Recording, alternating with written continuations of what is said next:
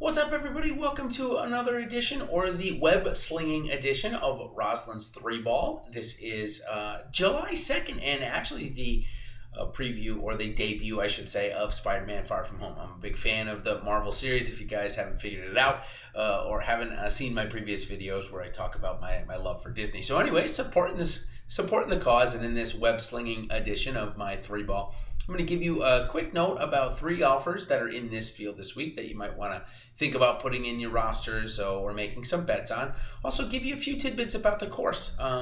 This week we happen to have a completely new venue, a new tournament, a new track, so it'll be a lot of fun to dive into that. And of course, if you want more information on the golf course that they're playing this week, the tournament, the field, all of that, I give in a free article on the website. So just go to osmo.com/PGA. It should be the banner article there, the first cut article, or at least at the time of doing this article, video it is. If not, scroll down, find the article titled The First Cut. So without further ado, let's head in and learn just a little bit about this week's tournament, the 3M Open. As I mentioned at the top, it is a brand new tournament this year. It's played at TPC Twin Cities. It's a par 72 measuring just about 7,500 yards. It was lengthened by Tom Lehman over the last couple of years, or I should say over the last year, since the course got wind that they would be getting a PGA Tour tournament. So Arnold Palmer, first design. The PGA Tour champions, as I mentioned just a moment ago, has been a host of the tournament here since 2001, and it was actually one of the most birdied events every single year. So obviously, if the older guys can do it, I would not be surprised to see some of these younger guys go up and tear it up there. So the tournament replaces TPC Boston, or the Dell Technologies, which was a playoff event that got eliminated.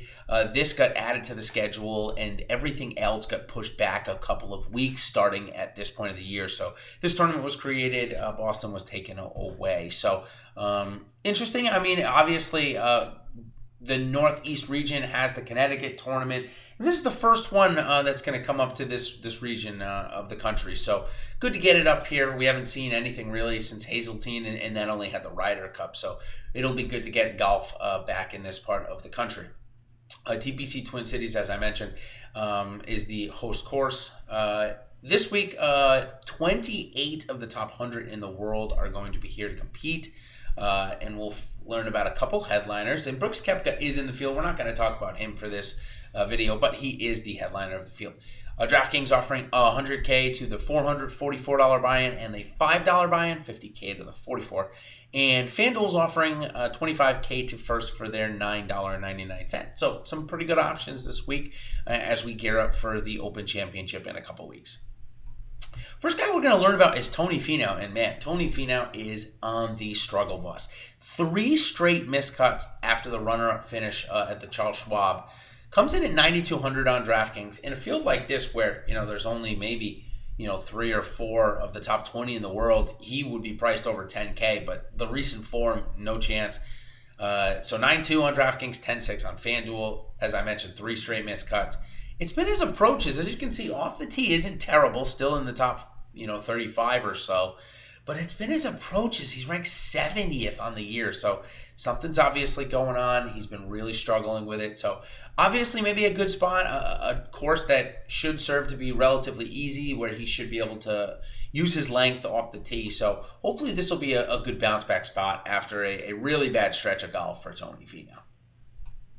Next, we're going to talk about Jason Day, and Jason Day actually has, since hiring Stevie Williams to carry his bag, over the last year, he's had one of his best friends, and while that can work out like we've seen for Rory McIlroy and having his best friend on the bag, Jason Day's results haven't been that great. So he added Stevie Williams, the former Tiger Woods and Adam Scott caddy, and the results have gotten better. 8th place at the Travelers with one of his lowest rounds of the year, 64 there. 21st at the U.S. Open before that, so looking good.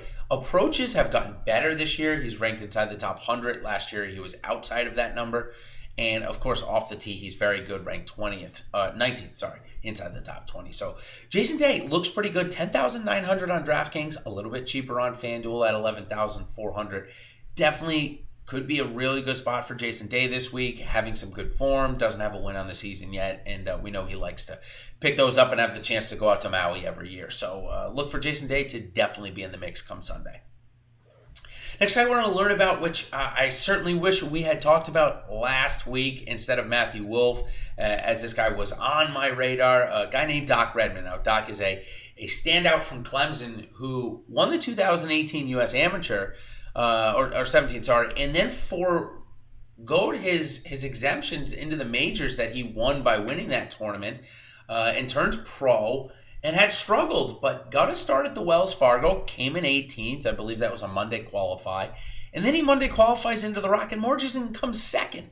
That automatically earned him a special temporary member exemption, which is what Joaquin Neiman did last year, which basically just gives him unlimited sponsors exemptions for the rest of this year. And then he'll become a full-time PGA Tour member at the end of next year. At the end of this year, beginning of next year, same category as Neiman. So he won't actually earn any FedEx Cup points, won't be eligible for the playoffs this year if he does go on a type of run which would qualify.